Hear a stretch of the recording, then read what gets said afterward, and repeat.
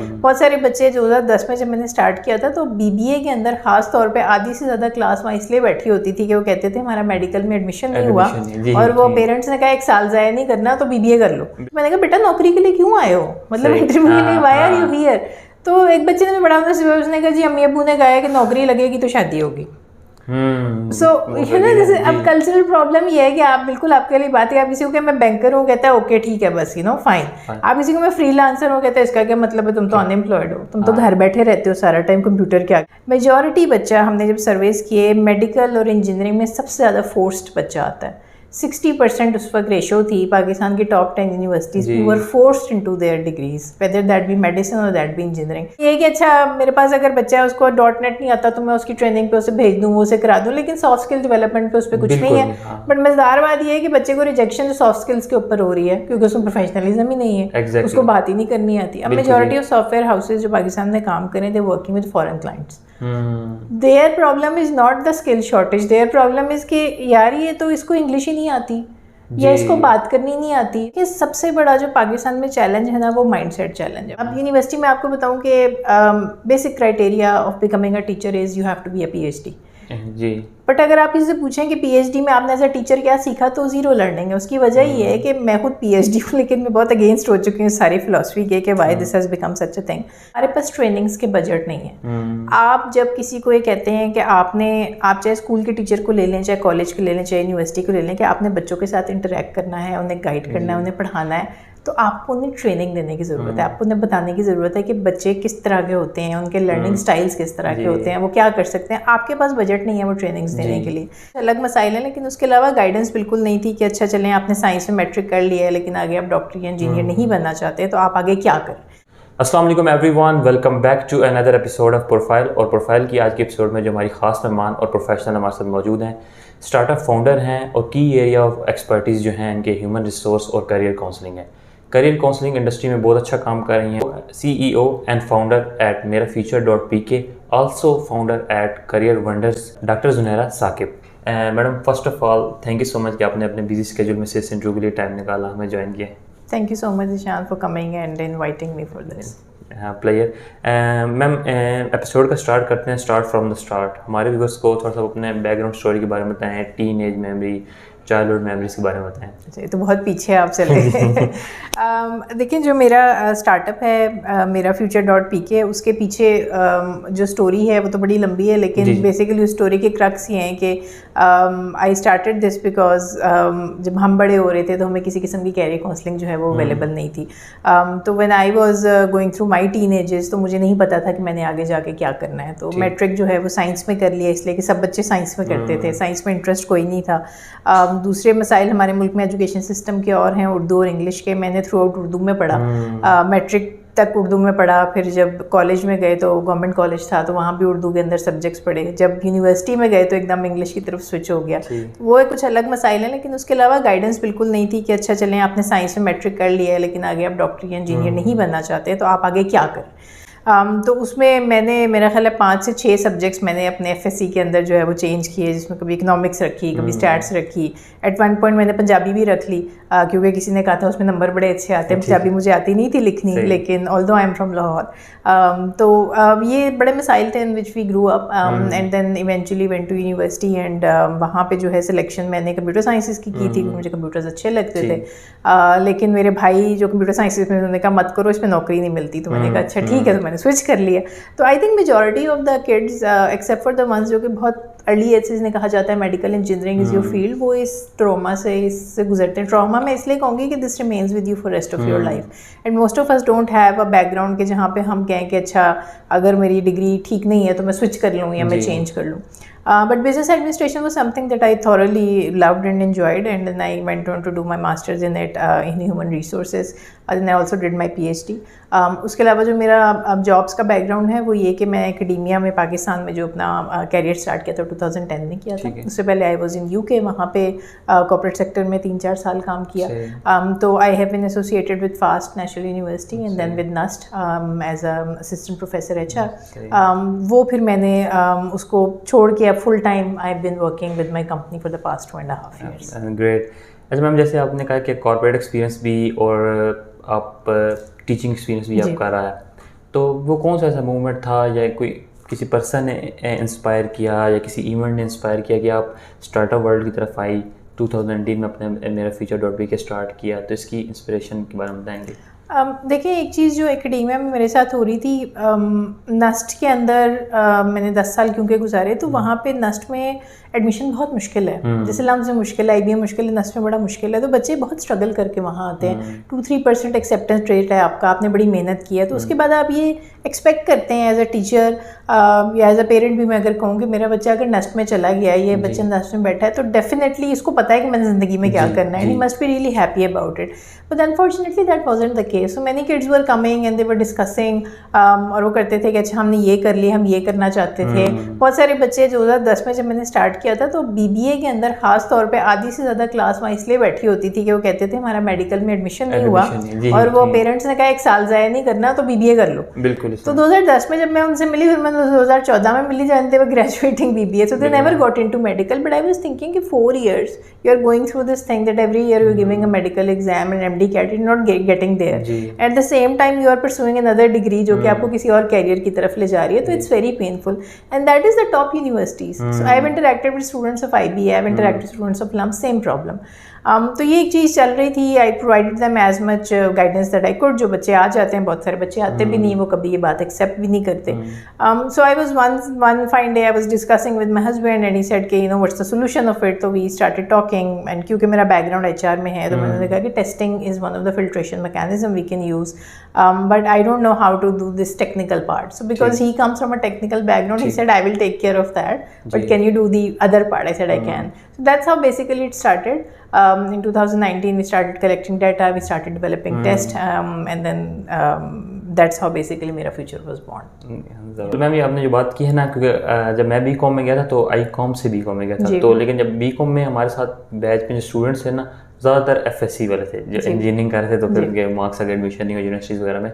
तो अच्छा मैम, ये एक करियर काउंसलिंग जो इंडस्ट्री है इसमें आप हैं, तो नॉर्मली जो एक maybe I am wrong, लेकिन अगर हम बात करेंगे करियर काउंसलिंग, तो लोगों के जहन में आता है कि ये हायर स्टडी के लिए, मतलब कि ऑस्ट्रेलिया जाना है, इस कंट्री में जाना है, कनाडा में जाना है, तो उसकी ये काउंसलिंग देते हैं, लेकिन ऐसा नहीं है। तो आपके ख्याल से एक करियर को आप कैसे डिफाइन करती हैं?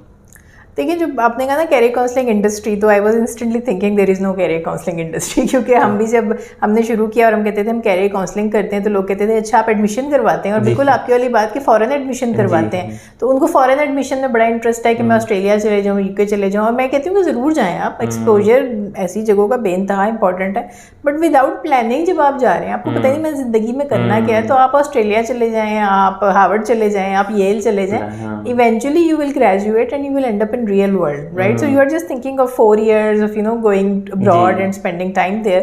तो जब 4 साल बाद आप ग्रेजुएट होंगे तो फिर क्या करेंगे? And if you're not happy in that, तो कैरियर को मैं उसका एज ए डेफिनेशन तो नहीं कहूँगी, लेकिन मैं ये कहूँगी कि the career is something which defines you as a person as well, and which sort of sets you up in life, क्योंकि वो आपके फाइनेंशियल भी आपको वो सपोर्ट सारी अपनी कैरियर से आती है। एंड देन अगर आप ये देखें, मेजॉरिटी ऑफ द टाइम हम अपनी ज़िंदगी का ऑफिस में गुजारते हैं, घर में कम वक्त गुजरता है हमारा, बच्चों के साथ, माँ बाप के साथ आप 3-4 घंटे गुजारते हैं, फिर आप सो जाते हैं, अगले दिन सुबह उठ के फिर ऑफिस।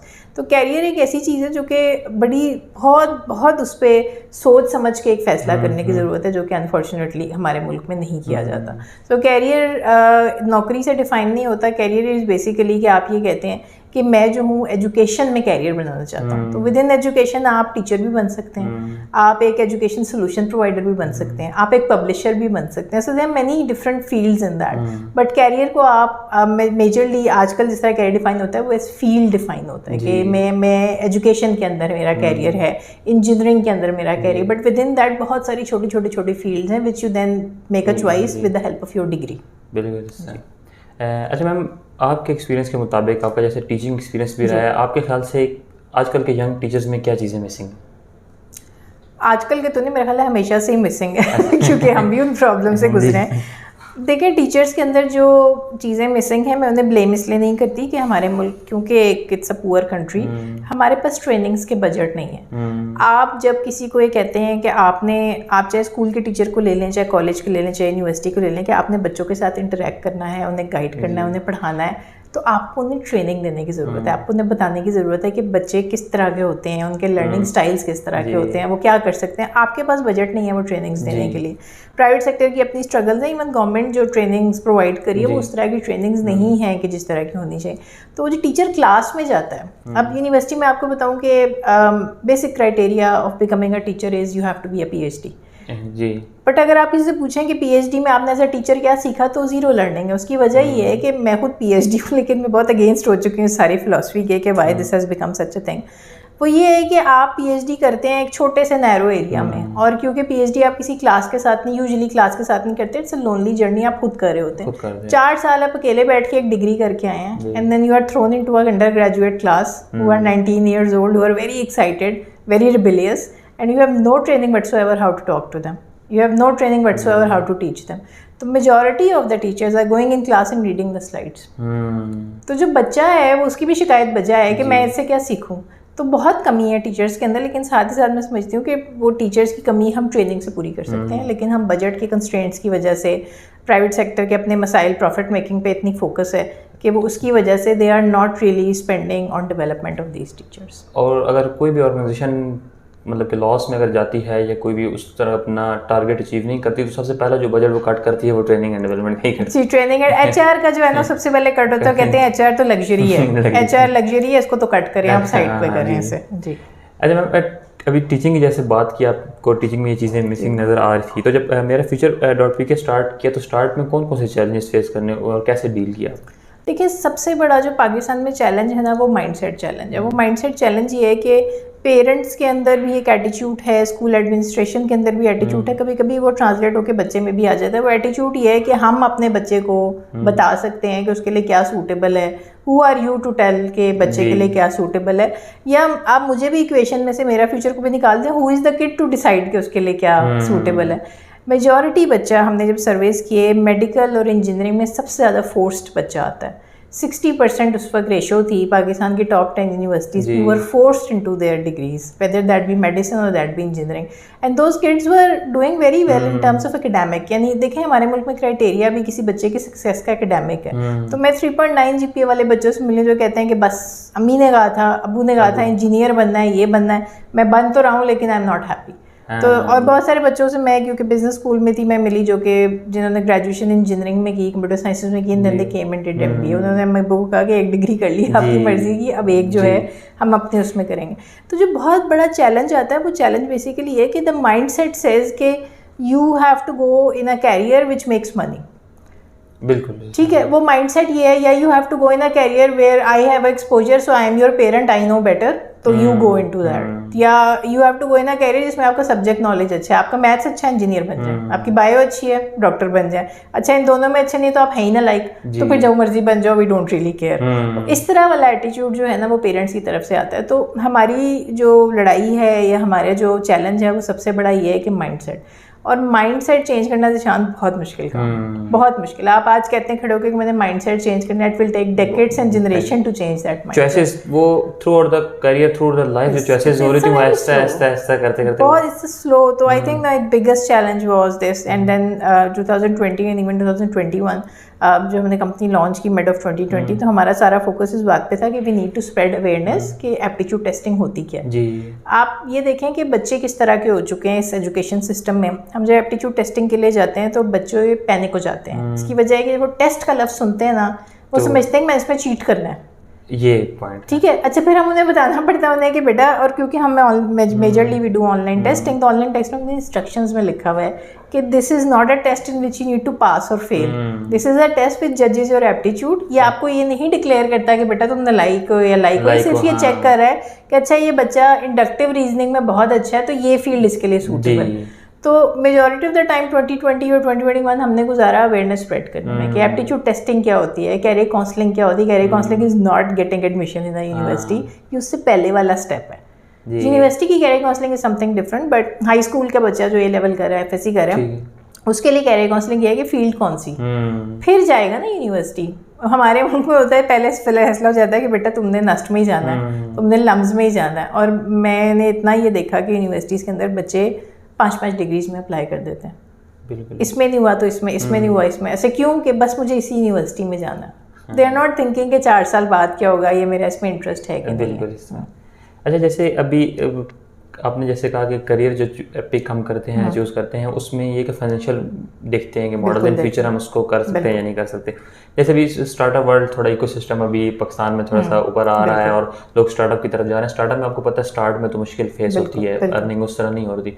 तो अगर हम ये पैशन वर्सेस प्रोफेशन करें कि लाइक मेरा पैशन है आर्टिस्ट बनने का, आर्टिस्ट में उसमें मैं चाहता हूँ कि फ्रीडम हो, मतलब कि अगर मैं क्रिएटिव काम कर रहा हूँ, वीडियोग्राफी कर रहा हूँ, मैं अगर म्यूजिक क्रिएट कर रहा हूँ तो उसमें मुझे कोई रोक टोक ना हो, लेकिन उसमें उस तरह का अगर अर्निंग पैसे नहीं है तो ये कैसे इस तरह ये मॉडल को करेंगे? फाइनेंशियल तो हर जगह पे इसमें 2-3 चीज़ें, एक अंडरस्टैंडिंग ये होनी चाहिए कि पेरेंट्स भी क्यों आपको चाहते हैं कि वो डॉक्टर बने, इंजीनियर बने। उसमें ना एक तो फैक्टर प्रोफेशनल उसका है कि जी पैसे आप कमाते हैं, दूसरा फैक्टर ये है कि दे फील कि these are the professions which have a lot of respect in the society. उन्होंने देखा है कि जब हम हॉस्पिटल जाते हैं, खासतौर पे जो लोग छोटे शहरों से तो वहाँ डॉक्टर बादशाह होता है, नो, वो is wearing that white coat and until the doctor comes and look at the patient, तो you are nobody and you are no one. तो वो जब आएगा देखेगा तो वो समझते हैं कि यार डॉक्टर साहब को तो बहुत इज्जत मिलती है, तो यू नो वो they want to see their kid over there. Engineer जो है उसकी बड़ी इज्जत है, तो वो उसकी बेसिस पे वो समझते हैं कि स्टेबिलिटी, मैंने आपको कहा कि we are a poor country, we have to admit that कि इकोनॉमिक फैक्टर बहुत बड़े फैक्टर है in the choice of a career. But at the same time मैं पेरेंट्स को अक्सर ये बात कहती हूँ कि देखें डॉक्टर्स भी बहुत सारे होते हैं। एक डॉक्टर ऐसा होता है कि जिसकी अपॉइंटमेंट लेने के लिए आपको 6 महीने वेट करना पड़ता है और जिसकी फीस होती है 4,000 रुपये एक कंसल्टेशन की। और एक डॉक्टर आपके उधर भी गली के कोने पे भी बैठा होता है जिसके पास आप जाएं वो हर चीज़ पे ड्रिप लगा देते हैं 5। तो पॉइंट ये है कि हर डॉक्टर तो उतने पैसे नहीं कमा रहा। सो व्हेन यू से कि you become a doctor, you earn a lot of money, no, there is no guarantee. If you are a good doctor then you will make a lot of money. If you are a good engineer, then you will make a lot of money. Becoming an engineer does not guarantee employment. Becoming an engineer does not guarantee a lot of money. जो आपने कहा कि जी artistic और ये सारी चीज़ें passion, देखिए passion एक फैक्टर होता है। प्रॉब्लम ये है कि हमारे पेरेंट्स और हमारा स्कूल और हमारा एजुकेशन सिस्टम उस पैशन को सपोर्ट नहीं कर रहा। आप स्कूल में जाते हैं, सुबह 8 बजे जाते हैं, आप 2:30 बजे वापस आते हैं। During this time sports activities हफ्ते में 1 दफ़ा होती हैं। बिल्कुल। कंपटीशंस तकरीबन नेक्स्ट टू नन है। किसी ज़माने में हमारे बच्चे पिकनिक्स पे चले जाते थे, अब दहशतगर्दी कि इतना शोर है और सारा कुछ है कि स्कूल भूल ही गए हैं कि बच्चों ने पिकनिक पे जाना होता है, या एक उनका दिन होता है साइंस म्यूजियम उन्हें ले जाएं, कहीं ले जाएं जहाँ पे उनकी लर्निंग हो। कुछ भी नहीं हो रहा, आपके आर्ट के कंपटीशंस नहीं हो रहे, आपकी यूनिवर्सिटीज़ में स्किल नहीं सिखाया जा रहा। यानी आप कहते हैं मैंने आर्टिस्ट बनना है, तो आर्टिस्ट बनने के लिए आपको एक टैबलेट चाहिए, मिसाल के तौर पर डिजिटल आर्ट करने के लिए आपको फोटोशॉप चाहिए। अगर आप पैसे ही नहीं है, पेरेंट्स कहते हैं कि मैं इस चीज़ के लिए पैसे दूंगा, इसके लिए नहीं दूंगा, तो you can't you know do that. So passion and hobbies are kept separately, और उन्हें पेरेंट्स कहते हैं कि अच्छा साइड पे करते रहो, but they can also become your profession, but they don't become your profession just like that. Profession बनने के लिए कोई पीछे मेहनत है, कोई पैसे हैं, वो लगेंगे। तो फिर पेरेंट्स ने फैसला कर लिया कि इस चीज़ के लिए पैसे हैं, इस चीज़ के लिए कोई पैसे नहीं है, तो वो बच्चा अपनी मेहनत से करके कर ले। और आजकल बहुत प्लेटफॉर्म्स भी हैं, आप फ्रीलांसिंग के थ्रू, ऑनलाइन फ्री कोर्सेज के थ्रू आप ये चीज़ें सीख सकते हैं। But at the same time अगर आप 2:30 बजे घर आ रहे हैं, फिर आपकी ट्यूशन शुरू हो जाती है, और फिर आपने कुरान भी पढ़ना है, और फिर आपने रात को 8 बजे 9 बजे आप बिस्तर पे लेटते हैं, तो यू आर डन फॉर। तो आप कहते हैं कि अब तो मैं कुछ करने के काबिल नहीं हूँ। तो ये बहुत सारे मसाइल, मतलब मल्टीपल प्रॉब्लम्स हैं बच्चे की लाइफ में। आई वोंट से कि एक फैक्टर है जो कि उन्हें इस साइड के मजबूर कर रहा है कि वो पैशन की जगह प्रोफेशन को चूज़ करें। एग्जैक्ट। और बेसिक आप भी इस चीज़ से एग्री करेंगे, और आप अपने ओपिनियन भी दीजिए, इस पर बताइएगा कि नॉर्मली ये होता है कि हम अगर कोई प्रोफेशन पिक करने का हमारा एक जो माइंड सेट स्टूडेंट को होता है ना, वो ये भी होता है कि अगर हम किसी गैदरिंग में बैठे हैं, दोस्तों में बैठे हैं, किसी खुशी गम में बैठे हैं अपने ख़ानदान वालों के साथ, जिनका इतना माइंड सेट नहीं, और जिन गवर्नमेंट जॉब उन्होंने सारी ज़िंदगी की हुई है, तो उनको हम वन टाइटल में आंसर, बेटा आज कल आप क्या कर रहे हो, तो one title, I am a banker, I am a doctor, I am engineer. फिर वो फर्दर डिटेल्स नहीं पूछेंगे कहाँ पे हो, क्या चीज़ है। बैंक में अगर बैंकर है तो बेशक वो लो पोजीशन पे भी हो, लो लेकिन वो टाइटल तो मिल जाता है ना। लेकिन अगर कोई स्टार्टअप फाउंडर है, कोई किसी मिशन विजन पे काम कर रहा है, तो उसको बताना बड़ा मुश्किल है वर्ड में ना। तो इस चीज़ में आप क्या करेंगे जी? बहुत इशू है। मैं आपको बताऊँ, एक दफ़ा हमने एक पोजीशन खोली, अपने AI का पोजीशन थी, उसके लिए हमने खोली, तो बहुत सारे लोग इंटरव्यूज़ के लिए आए। तो मेजॉरिटी बच्चा मुझे ऐसा लग रहा था कि they were just there to give interview, they were not really bothered about the job, they were not really bothered about the salary. तो फिर आई स्टार्टेड आस्किंग कि मतलब what is it, what is the problem, you know, what are you looking for. तो I found out कि majority of them earning very good money doing freelancing. They were good at what they did. So they were on Upwork, they were on Fiverr, और वो वहाँ पे freelancing कर रहे थे और उनकी जो महाना इनकम थी वो 4 से 5 लाख के बीच में थी. हमने उन्हें क्या पे करना था, 60-70 हज़ार करने से ऊपर तो हम नहीं कर सकते थे. स्टार्टिंग लेवल की पोजीशन थी. तो ये वो बच्चे हैं जो कि CS के अंदर वाकई उनका पैशन था, कंप्यूटर साइंसेज के अंदर वो ड्यूरिंग द स्टडीज भी कर रहे थे. तो मैंने कहा बेटा नौकरी के लिए क्यों आए हो, मतलब इंटरव्यू के लिए व्हाई आर यू हियर. तो एक बच्चे ने बड़ा उसने कहा जी अम्मी अब्बू ने कहा है कि नौकरी लगेगी तो शादी होगी. सो यू नो जैसे अब कल्चरल प्रॉब्लम ये है कि आप बिल्कुल आपके लिए बात है, आप किसी को मैं बैंकर हूँ कहता है ओके ठीक है बस, यू नो फाइन. आप किसी को मैं फ्रीलांसर हूँ कहता है इसका क्या मतलब है, तुम तो अनएम्प्लॉयड हो, तुम तो घर बैठे रहते हो सारा टाइम कंप्यूटर के आगे, हमें क्या पता क्या करते हो. ऑल्दो वो एक बैंकर से 3 टाइम्स कमा रहा है, वो सिर्फ इसलिए नौकरी के लिए आया है कि culturally I will be accepted more if I am on a job. तो वो मैंने मुझे इस तरह के भी मजेदार केसेस पता है where they joined organisations, not my organisation but I know cases, they did the job for like a year और something, got married and then they left the job. अब तो हमारा काम हो गया, अब हम इस साइड पे नहीं चाहते. तो ये देखें कि बच्चे बेचारे जो उनको फोर्स किया जा रहा है इस साइड के ऊपर इस चीज़ को करने के लिए, तो ये बिल्कुल acceptability is a major problem. अच्छा मैम, जैसे आपका बैकग्राउंड HR से भी रहा है, तो HR के चैलेंजेस की अगर हम बात करें तो टुडे कौन कौन से चैलेंजेस HR को फेस करने पड़ रहे हैं? देखिए HR के चैलेंजेस ना एक है कंपनी की साइड पे और एक है कैंडिडेट की साइड पे.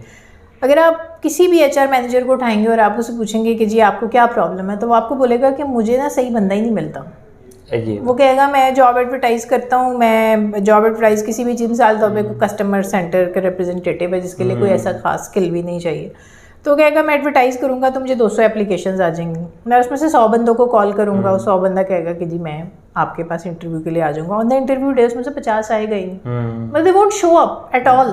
अच्छा जो शो अप करेगा उसको, जो आप प्रोफेशनलिज्म की आपसे पहले बात हो रही थी कि वो उसने कपड़े भी नहीं ठीक पहने होंगे, वो मुंह भी नहीं धोया होगा, वो बस आ गया है, अच्छा बैठा हुआ है, और वो या वो लेट आया है, या उसने 11 बजे इंटरव्यू है तो उसने 11:15 फ़ोन करके कह दिया कि जी मुझे तो इमरजेंसी हो गई है, लाइट चली गई है, कुछ हो गया, मैं नहीं आ सकता.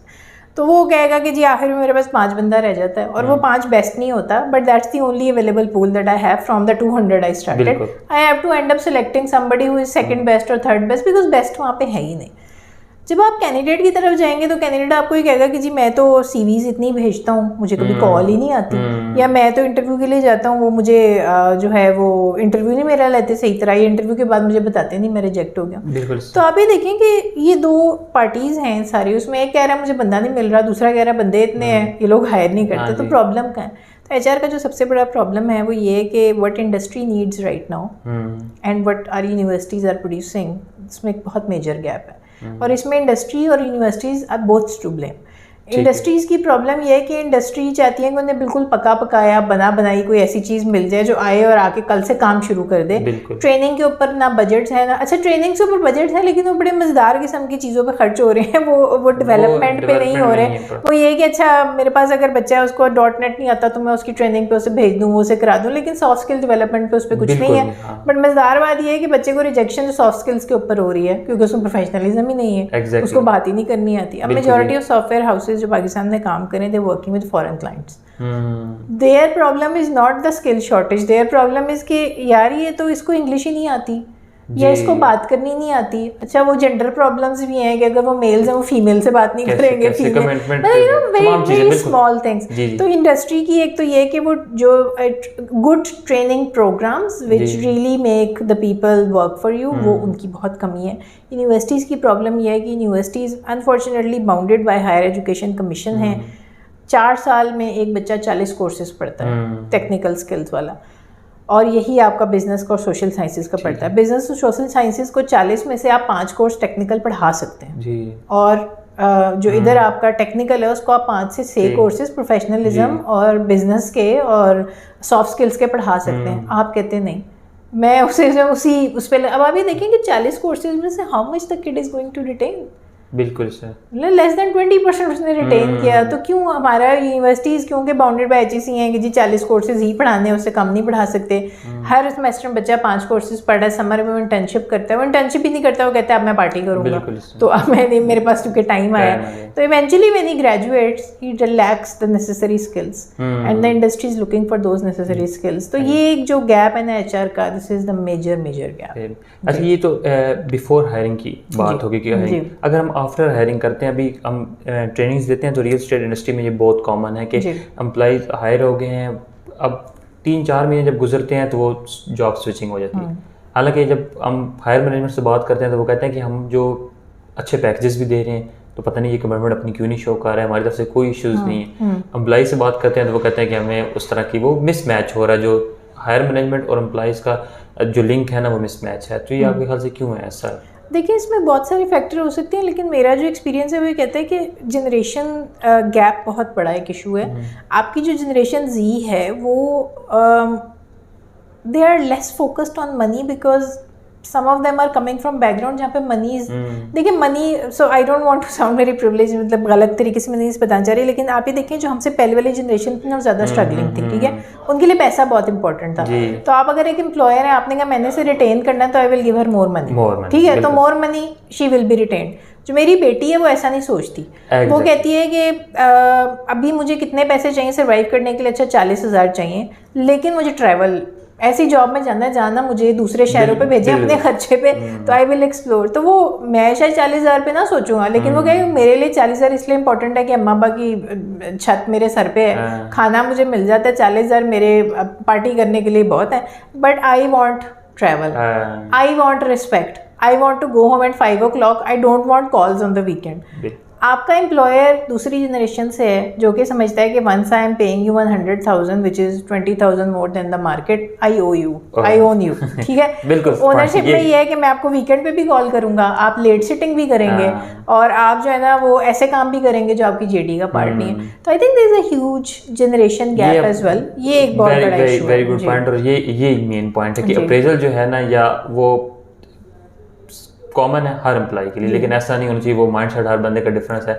कोई मतलब कि चाहता है कि मुझे लीडरशिप पे मेरी तारीफ की जाए, तो वो हो जाता है। कोई अगर फाइनेंशियल टर्म्स को देख रहा है, मॉनेटरी, तो उसने उसको देखिए, मेरा HR से बैकग्राउंड है, तो मैं आपको बताऊं कि एक बहुत फेमस उसमें थ्योरी है Maslow hierarchy of need. Maslow hierarchy of need ही कहती है कि जब वो शुरू में, उस पर बहुत क्रिटिसिज्म भी है, बट मैं वैसे ही उसका एक आपको बताऊं कि उसका पॉइंट ऑफ व्यू ये है कि जी सबसे बेसिक नीड किसी बंदे की जो होती है फिजियोलॉजिकल होती हैं, कि फिजिकल होती हैं, कि मेरे सर पे छत हो, मेरे पास खाना और सारा कुछ हो। फिर वो उससे ऊपर जाता है, वो साइकोलॉजिकल नीड्स होती हैं कि सेफ्टी हो, कि मैं अगर एक ऐसे इलाके में रहूँ जहाँ पर मुझे डर ना हो कि मैं लूटा जाऊँगा, या मेरे बच्चे अच्छे स्कूल जाएँ। फिर सोशल होती है, फिर और होती है so on and so fourth ना। जो बेसिक वो है, वो आप उससे बाकी चीज़ें डिसएग्री कर सकते हैं, वो बेसिकली ये है कि आप अगर ये समझते हो कि ये बंदा किस नीड पे है, तो आप अपने जो रिवॉर्ड्स हैं उससे लिंक कर सकते हैं, ठीक है। ये देखें ना, जो आपके घर मेड काम करती है वो प्रॉब्ली बेसिक लेवल की नीड पे है, वो कहती है मोर मनी, उसको कल्चर से इंटरेस्ट नहीं है, ये हमारा कल्चर बड़ा अच्छा हो सकता है, कहती है कि पैसे अगर नहीं है तो आई कैन नॉट वर्क, तो उसको अगर 2,000 कोई ज्यादा देगा तो वो उधर मूव कर जाएगी। अगर आपका एक बच्चा है, उसकी फिजियोलॉजिकल नीड्स भी कंप्लीटेड है, साइकोलॉजिकल भी कंप्लीटेड है, वो कहता है I want to work in organization where I can make a lot of friends, I can hang out with them, I have an environment जो कि एक बड़ी बजिंग सी एनवायरनमेंट हो, और वो आपके पास है ही नहीं, तो फिर वो कहता है कि I don't want to work. Employer परेशान है कि यार मैं इतने पैसे दे रहा हूँ, ये क्यों रुक नहीं रहा यहाँ पे। सो अंडरस्टैंडिंग कि where your employees needs are and then linking your reward system to that will make a lot of difference. अच्छा मैम, करिकुलम में आपके ख्याल से क्या चेंजेस होने चाहिए कि पाकिस्तान में स्टार्टअप इकोसिस्टम, एंटरप्रेन्योरशिप इकोसिस्टम ये थोड़ा इन्हांस हो, इम्प्रूव हो? देखिए, मेरा इस पे थोड़ा सा कंट्रोवर्शियल ओपिनियन ये है कि मैं नहीं समझती करिकुलम के अंदर इतना मसला है। मैं आपको उसकी वजह देती हूँ। देखिए, जब हम बड़े हो रहे थे तो करिकुलम थोड़ा सा लोकलाइज था, अब थोड़े हम बड़े हो गए हैं तो स्कूल्स भी ज़्यादा हो गए हैं। मेरे बच्चे भी और बहुत सारे और लोग के बच्चे मैं जानती हूँ प्राइवेट स्कूल में जाते हैं, वो ऑक्सफोर्ड की बुक्स पढ़ रहे हैं, वो कैम्ब्रिज की बुक्स पढ़ रहे हैं। देखिए, ऑक्सफोर्ड और कैम्ब्रिज की बुक्स अगर पढ़ी जा रही हैं तो करिकुलम के अंदर बहुत ह्यूज इशूज़ मैं समझती हूँ नहीं है। मेरा पॉइंट ऑफ व्यू ये है कि huge issues human development side पे। अगर आपका टीचर क्लास में खड़ा होके बच्चे को ये कहता है कि बेटा हम साइंस का एक कॉन्सेप्ट तो पढ़ रहे हैं, लेकिन as are religious beliefs we believe something else. अब बच्चा जो वो कंफ्यूज बड़ा हो रहा है, उसको समझ नहीं आ रही कि मैं ये साइंस वाले पे यकीन करूँ उस पर। हमारे टीचर्स की ट्रेनिंग में बहुत मेजर इशू है। जिस दिन आपके टीचर्स ट्रेन हो जाए, देखिए अगर एक किताब यूके का वाला बच्चा भी पढ़ रहा है और आपके वाला बच्चा भी पढ़ रहा है, and they are both growing up to be very different human beings. एक सवाल पूछ रहा है, दूसरा बड़ा हो रहा है बिल्कुल उसमें अपने पेरेंट्स के शेडो में, टीचर्स के शेडो में, वो सवाल नहीं पूछता, उसमें कॉन्फिडेंस नहीं है। तो आई डाउट कि करिकुलम में बहुत कोई मेजर इश्यूज़ हैं। मुझे ये लगता है कि करिकुलम से ज़्यादा जो ह्यूमन डेवलपमेंट है, टीचर्स डेवलपमेंट है, that's where the issue is. When you resolve that, तो वो करिकुलम के अगर छोटे मोटे कोई मसले हैं वो वहाँ पे हल हो जाते हैं। अगर मैं एक टीचर हूँ, मुझे नज़र आ रहा है कि यार ये बहुत कॉन्फ्लिक्टिंग इन्फॉर्मेशन आ रही है, तो मैंने बच्चे को कैसे वो इन्फॉर्मेशन देनी है, I been train to that for that and I will do that. But if I am not trained for that, तो मैं बच्चे को वही कॉन्फ्लिक्टिंग इन्फॉर्मेशन पास, मैंने आपको कहा ना कि स्लाइडें पढ़ दी मैंने वहाँ पे जाके, तो बच्चा जो है वो तो परेशान है ना, वो तो कंफ्यूज बड़ा हो रहा है। तो मेरा ये इस पे ओपिनियन है। रियल वर्ल्ड जो चीज़ है ना वो सामने आनी चाहिए। लाइक कॉमर्स से बैकग्राउंड है, 6 years मास्टर्स भी कर लेते हैं हम, उसके बाद भी चेक फिल करना नहीं आता, बैंक डिपॉजिट स्लिप फिल करनी, बेसिक चीज़ें, लेकिन ये बुक्स में पढ़ी हैं, बैंकिंग की बुक में ये चीज़ें पढ़ी, लेकिन वो एक्सपेरिमेंट नहीं किया, उसको करके नहीं देखा। प्रोजेक्ट सिर्फ हमारे बस वो नंबर्स के लिए हैं और बस एक कॉपी पेस्ट के लिए है, तो फिर वो चीज़ तो है। अच्छा मैम, प्रोफेशनल से थोड़े पर्सनल आपकी लाइफ की तरफ आते हैं। आपका बीइंग अ प्रोफेशनल आपका दिन कैसा दिखता है, वो हमारे अगर व्यूअर्स सब शेयर करें। देखिए जी, मैं हमेशा से इस बात के ऊपर है कि I am not a late sitting person, तो मैं ना खुद लेट सिटिंग करती हूँ ना मैं अपनी एम्प्लॉई से करवाती हूँ। तो मेरा फोकस ये है कि we come at work at 10 o'clock, जो कि कुछ लोग बड़ा एनवी करते हैं कि जी आप 10 बजे काम स्टार्ट करते हैं, आपका अपना स्टार्टअप है इसलिए, तो मैं कहती हूँ मेरे एम्प्लॉइज़ भी 10 बजे आते हैं। एंड द रीज़न इज़ कि आई एक्चुअली थॉरली बिलीव कि अगर आपका जो बच्चा 9 से लेके 5 तक बैठता है, वो शायद एक्चुअल काम 3 से 4 घंटे करता है। आप खुद अपना काम देखेंगे, आप भी इतना ही करते हैं, क्योंकि कुछ टाइम आप किसी से बातें करते गुजारे होते हैं, कुछ टाइम आप सोशल मीडिया पे गुजार रहे होते हैं, कुछ टाइम आप सोच रहे होते हैं, कुछ टाइम एक्सप्लोर कर रहे होते हैं। एक्चुअल प्रोडक्टिव आवर्स आपके 3 to 4 होते हैं, बहुत मैक्सिमम किसी दिन होता है तो 5 hours तक आपके प्रोडक्टिव आवर्स चले जाते हैं।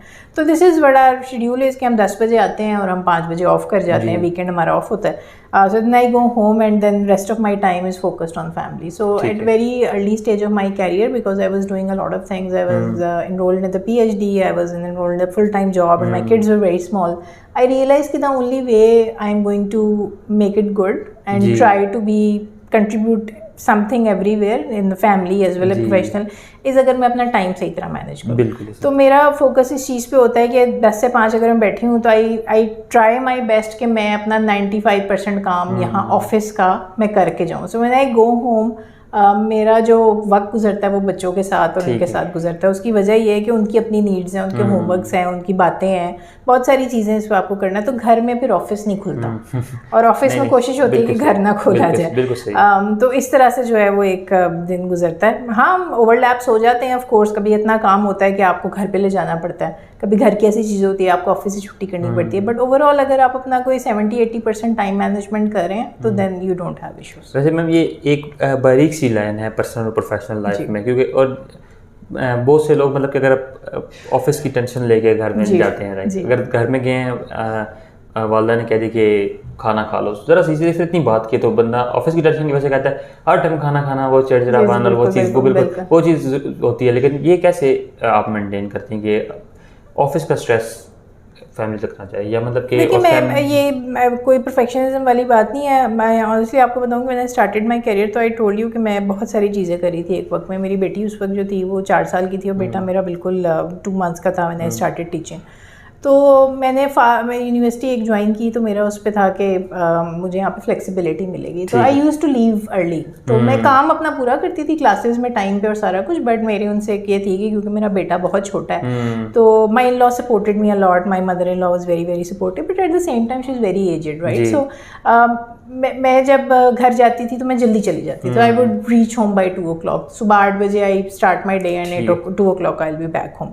But because I was living early, I was taking a lot of stress home कि यार, क्योंकि कैरियर में भी स्टार्ट किया था कि यार अगले दिन क्लास है 3 घंटे की। आप देखें एक 3 घंटे की क्लास होती है ना, उसके पीछे 4 से 5 घंटे का काम होता है। एक टीचर एक करता है, वो स्लाइड्स बनाता है, वो सोचता है केस स्टडी है क्या, मेथडोलॉजी, सारी चीज़ें। तो you no by evening the stress was building up. Although I reached home early, I am spending time with my kids and everything, but you know evening I am thinking कि सोएं अब, तो मैं अपना जो है ना मैं काम करूँ. तो what was happening which was something I was not realizing कि I was getting so stressed out कि I was telling kids कि जल्दी सो जाओ, जल्दी क्यों नहीं सोते, होमवर्क करो ये करो. तो मुझे याद है कि एक दिन मेरी बेटी ने मुझे कहा कि while I was putting her to bed, और मैं उससे वो बंक बेड था उनका, तो बेटी ऊपर सोती थी और बेटा नीचे. तो बेटे उसको मैं सुलाई थी, बहुत छोटा था, तो बेटी ऊपर. तो उसने कहा कि मामा I want to say something. मैंने कहा यस क्या? तो उसने कहा when you come home ना you're very happy. And you say you miss us a lot and everything, but as the day progresses, इसने ये exactly words नहीं use किए, but this was like something, as the day progresses you become somebody else. You are shouting at us and everything. Why do you do that? I think for me that was a moment of realization. So next day I talked to my husband. I said, you know what, I'm not going to come home at 2 o'clock. I'm going to come home at 3 o'clock. So I'll spend 1 extra hour there. क्योंकि होता है कि देखें घर में ना आप जब काम लेके जाते हो काम होता भी नहीं है. वो आप काम कर रहे हैं, बेल बज रही है, उधर से मेड आ गई है, उधर से कोई और कोई आपको देखता है, आप घर बैठे हो, कहते हैं मैं आपको 4 काम भी बता दूं, आपसे बातें भी कर लूं. तो मैंने कहा कि I'll spend 1 extra hour there. That will be equal to my 4 hours at home. But I will finish my work there. So when I come home, तो मैं बच्चों को कह सकूँ I'm all yours. And because I like that. I would like that quality time. So I took that decision in 2011 and it's been 11 years that I've stick by that कि जो बाहर का काम है आप बेशक आधा घंटा पौना घंटा एक्स्ट्रा गुजार लें बाहर ऑफिस में, वो कहीं ज़्यादा प्रोडक्टिव होता है जब आप काम घर लेके जाते हैं. एक तो काम होता नहीं है, स्ट्रेस बिल्डअप होता है, फैमिली अलग आपकी इफेक्ट होती है. तो ये फिर लेकिन साथ साथ मैं ये भी समझती हूँ जो आप बात कर रहे थे, कुछ प्रिविलेज भी होते हैं. Being in that particular job I was privilege to make that decision. Many times you are not privilege. अगर आप एक बुरे बॉस के अंडर काम करें who makes you sit late, तो फिर आपके पास ये privilege हमेशा नहीं है. But if you keep working hard, तो hopefully you will be at that stage at some point in time. तो हर किसी ने अपनी लाइफ के हिसाब से फैसले करने हैं. मैं अपनी लाइफ का एक आपको बता रही हूँ, मैं नहीं समझती कि हर किसी पे एप्लीकेबल होता है. Ma'am being a founder and CEO आप बहुत सारे एम्प्लॉयज़ को भी देख रही हैं और तमाम की हर्डल्स आजकल अब क्या फेस कर रही हैं और कैसे उसको डील कर रही हैं? देखिए की हर्डल्स हमारी आज भी वही है, माइंडसेट वाली है. और HR की हर्डल्स हैं कि जब आपको हायरिंग करनी होती है तो हायरिंग के अंदर एक बहुत बड़ा ये इशू आता है. डील करने का तरीका ये है कि एक तो हमने कैंडिडेट पूल अपना over a period of time थोड़ा सा बिल्ड कर लिया है कि even if you don't hire somebody at that point, वो सेकंड बेस्ट है तो वी कीप देयर रिकॉर्ड्स. तो नेक्स्ट टाइम जब हायरिंग होती है तो we make sure to contact them. दूसरा I am focusing on hiring a lot of young people because I feel कि young people come up with new and fantastic ideas. तो उसके बदले में जो आप उन्हें दे सकते हैं वो फ्लेक्सिबिलिटी दे सकते हैं. मनी वाइज तो आप शायद एज अ स्टार्टअप बहुत ज़्यादा नहीं दे सकते, ब्लॉक फ्लेक्सिबिलिटी दे सकते हैं, आप उन्हें फ्रीडम दे सकते हैं to implement their ideas in your startup and everything. That sort of open mindedness really helps you retain them as well. But at the same time they come up with such fantastic ideas कि आप अब क्योंकि उस as के हिस्से से निकल गए हैं और आप उस तरह इन टच नहीं है ट्रेंड्स के साथ, so they do it really well. तो ये कुछ चैलेंजेस हैं लेकिन कर रहे हैं फेस. मेरे ख्याल हर फाउंडर की ये स्ट्रगल है, तो ये चल रही है. अच्छा मैम, कोई आपसे अगर मैं रिकमेंडेशन पूछूं यूथ के लिए, स्टूडेंट्स के लिए, ऑडियंस के लिए, कोई books, app, website, research paper जिनसे उनकी पर्सनल ग्रोथ भी हो, प्रोफेशनल ग्रोथ भी हो, तो वो क्या हो? मेरा ख्याल है यूथ मुझसे ज़्यादा ही जानती है, लेकिन मैं कोई पर्टिकुलर तो नहीं सजेस्ट करूँगी, लेकिन मैं ये ज़रूर सजेस्ट करूँगी कि आप अपनी पर्सनल डेवलपमेंट में बहुत फोकस करें. बहुत सारे बच्चे यूनिवर्सिटी से ग्रेजुएट करते हैं और कहते हैं कि देखें हमने इतना पैसा भी लगाया, सब कुछ लगाया, अब हम अनएम्प्लॉयड है. देखिए यूनिवर्सिटी की जिम्मेदारी एजुकेशन देना, एजुकेशन दे रही है आपको. आपके पेरेंट्स की जिम्मेदारी थी पैसे देना, वो पैसे आपको दे रहे हैं. कुछ आपकी भी जिम्मेदारी है. वो entitlement, don't have that entitlement कि the world owes me. The world doesn't owe you anything. It's not a fair place. You are in a fierce competition. तो आप अगर आज ये कहते हैं किसी की इंटरव्यू के लिए जाते हैं, मेरे पास जब बच्चे आते हैं मैं उससे कहती हूँ कि बेटा तुमने 4 साल एक इंटर्नशिप नहीं की, क्यों? उसके पास कोई जवाब नहीं होता. उसके मुकाबले में जो बच्चा 3 इंटर्नशिप 2 इंटर्नशिप करके आए, they take priority. So do internships. Internship मुफ्त करें, कोई ज़रूरत नहीं है आपके जी टीए मुझे. मैं समझती हूँ आज की जनरेशन कहती है हमने मुफ्त कोई काम नहीं करना.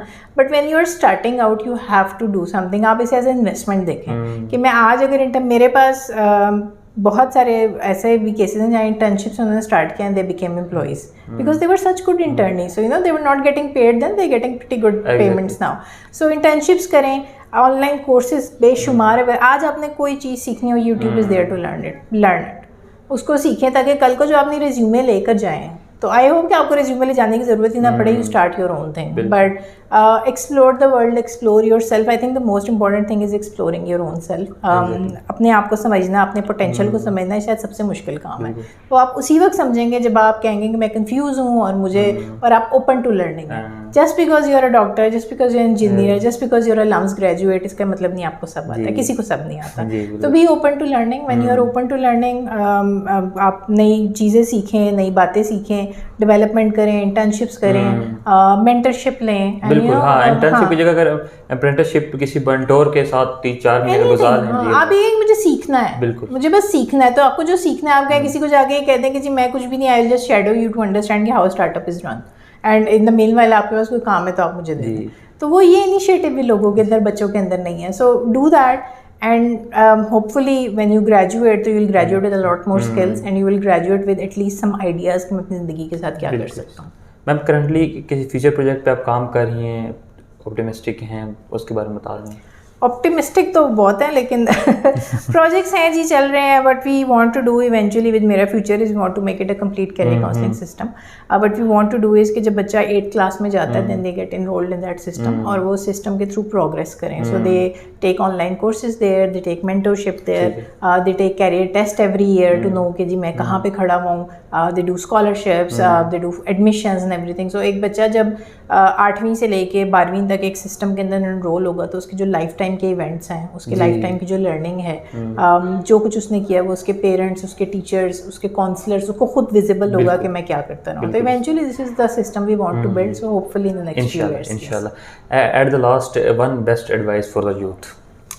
यूथ को तो मैंने दे दी एडवाइस, मैं पेरेंट्स को दे सकती हूँ। हाँ, ये पॉइंट है। देखिए, पेरेंट्स को मैं एडवाइस दूंगी कि प्लीज़ अपने बच्चों को, आई नो इट्स डिफ़िकल्ट, लेकिन अपने बच्चे को एक्सप्लोर करने का मौका दें, उन्हें इक्वल समझें, उनको ये चांस दें ज़िंदगी में कि वो गलतियाँ करें और गलतियों को सुधारें, और फिर आप उनके लिए वहाँ पर हों। Be their support system.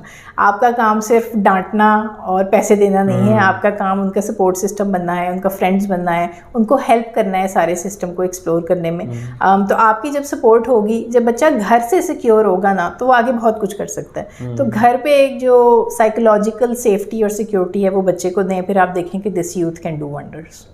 Again thank you so much ma'am, अपने टाइम निकाला। मैंने तो बहुत कुछ सीखा है, उम्मीद करता हूँ इस इंटरव्यू से हमारे व्यूअर्स भी, स्टूडेंट्स, ऑडियंस और पेरेंट्स भी बहुत कुछ सीखेंगे। इंशाल्लाह मिलते हैं नेक्स्ट एपिसोड में, तब तक के लिए अल्लाह हाफ़िज़।